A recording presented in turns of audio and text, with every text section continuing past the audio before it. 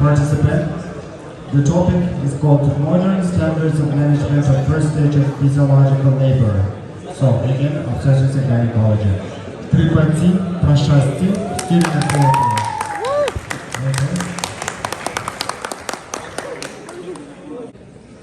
Respected teachers and my dear colleagues, good morning everyone.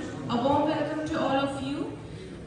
This is Prashishti Tripathi, a student of 36 Group 4th course of General Medicine in English at the Kyrgyz State Medical Academy. Today my concern is to divert your attention to the modern standards of management of physiological labor. In the Kyrgyz Republic, over past 5 years, the criteria for dividing the first stage of labor into latent and active phase was 6 cm of cervical dilatation. So before proceeding, I would like to state the first stage of labor is characterized by the onset of uterine contractions to the full dilatation of cervix. It is further divided into two groups, the active phase and the latent phase. The active phase is characterized by milder pains and contractions and some amount of cervical changes. Whereas the latent phase, it is characterized by the moderate to severe painful contraction and a substantial amount of cervical effacement and full dilatation of cervix, that is 10 cm. This data to be characterized was dictated by the data of clinical studies, which indicated that the normal rate of cervical dilatation was much longer than as described by the Friedman graft. So to take 4 to 5 cm of dilation, it would take more than 6 hours, and to take 5 to 6 cm of cervical dilatation, it would take more than 3 hours, both in primiparous as well as multiparous women. So in this study, here we aim to determine the criteria of effectiveness and safety if we start the active phase of labor at 6 cm of cervical dilatation. So the study design here we used was a method of continuous sampling, and retrospectively 12,280 births were taken into account, and it was divided into two groups, the pre-protocol group and the post-protocol group. As you can see, the pre-protocol group was dated from 1st January 2015 to 31st December 2015, and the number of births included were 5,440. Whereas in the post-protocol group, the number of births were 6,840, and it was dated from 1st January 2018 to 31st December 2018. So in the pre-protocol group, the main clinical emphasis was that we start the active phase of labor at 3 cm of cervical dilatation. That was a prior standard in the Kyrgyz Republic. But in the post-protocol group, what we did was we wanted to start the active phase of labor in the clinical practice at 6 cm of cervical dilatation. So the patient portrait includes our inclusion criteria, which was, you can see, the term pregnancy, that is the 37 weeks to 41 weeks and 6 days. Singleton pregnancies, the babies who ended up with the cephalic presentation, those mothers who were associated with lower risk factors, and also those pregnancies who ended up with a cesarean section. Also, I would like to add some exclusion criteria. Like exclusion criteria for the mothers who were having a uterine scar because of a prior cesarean section, or a conservative myomectomy done for a fibroid, or any higher risk factor mothers like hypertensive disorder associated in pregnancy, or you can say any extragenital disease like thyroidism. Be it hypothyroidism and hyperthyroidism, both can change the outcome of pregnancy in a very large extent. And now we see the assessment criteria. In the assessment criteria, we have a criteria for effectiveness and criteria for safety. Criteria for effectiveness, we had 3 criteria: the total duration of labor, the pathology of contractile activity, that is the complications associated with labor, and the perinatal outcome. And in the criteria for safety, we have 2 criteria, as you can see: the rate of cesarean section and the prevalence of septic complications. Now, moving on to the results. In the results, I would like to state that the pre-protocol group and the post-protocol group, as a age and the parity of childbirth were taken as a representative, and the results obtained were as such. First, the total duration of labor.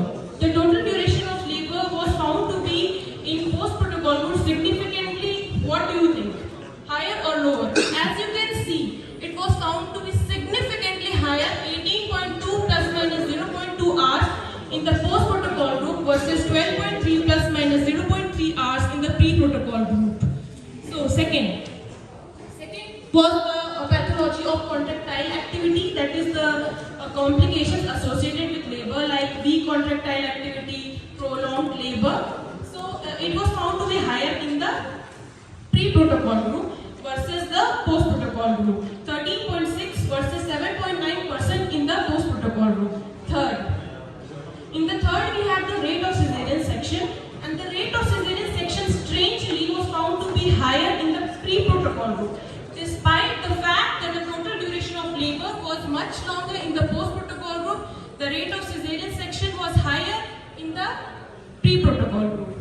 Fourth, the septic complications. The prevalence of septic complications was also found to be higher in the pre-protocol group. Seems like bias poll, but these data were summarized by the data of recent studies. The last result was the APGAR score. What is APGAR score? APGAR score is a neonatal score which is used to assess the viability and the need of resuscitation in the newborns. As the name suggests, APGAR score includes 5 criteria: appearance, pulse, grimaces, activity, and the respiratory effort of the newborns. So the number of newborns who were born with the APGAR score more than 7 in the first minute of the life was also found to be significantly higher in the post-protocol, that is 89.4 versus 86.4%, which indicated that the perinatal outcomes would be obviously much better in the post-protocol group. Next, conclusion. At the end, I would like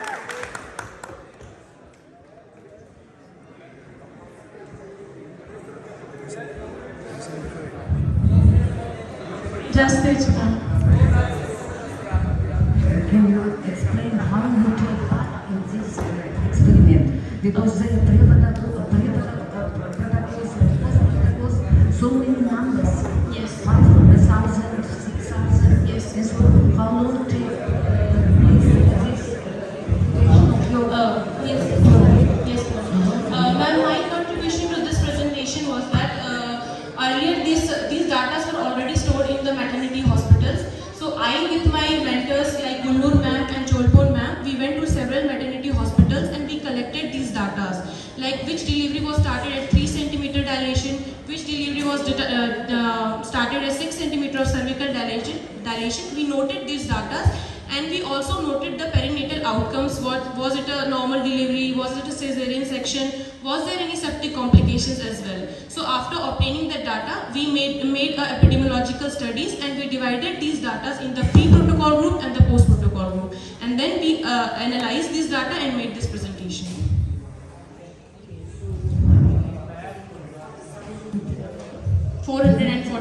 Yes. No, total of 12,280 women took part in this study, and 5,440 were in the pre-protocol group, that is 3 centimeter of cervical dilatation, and 6,840 took part in the post-protocol group, that is the 6 centimeter of cervical dilatation. And these 5,440 were those deliveries which occurred more in 2015, 1st January to 31st December 2015, and these 6,820 deliveries were those deliveries which occurred in 1st January 2018 to 31st December 2018.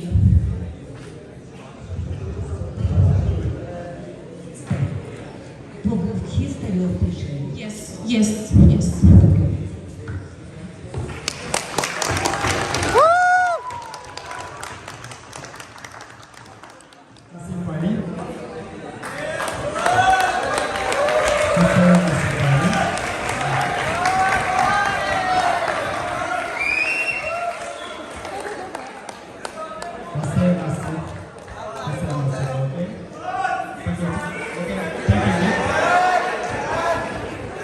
Next one is Anshuman Pandey. Okay, thanks for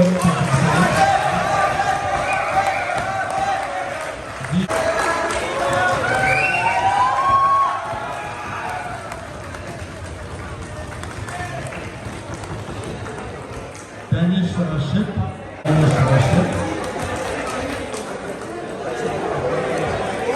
Momin Muhammad. Next one.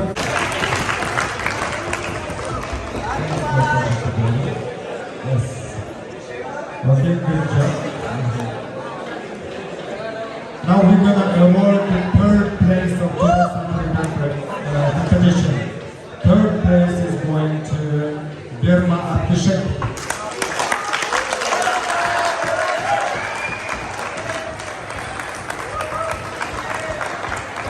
Birma Abdishek.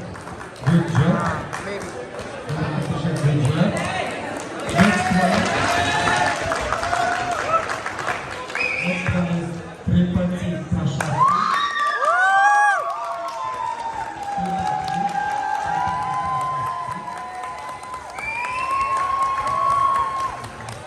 Second place. Second place. Yes, good job, very good job. First place is Yatab Sandeep.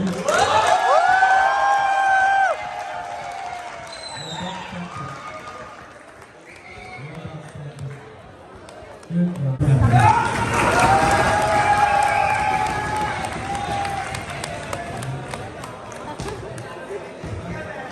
Gülnara Saparana, IHSM.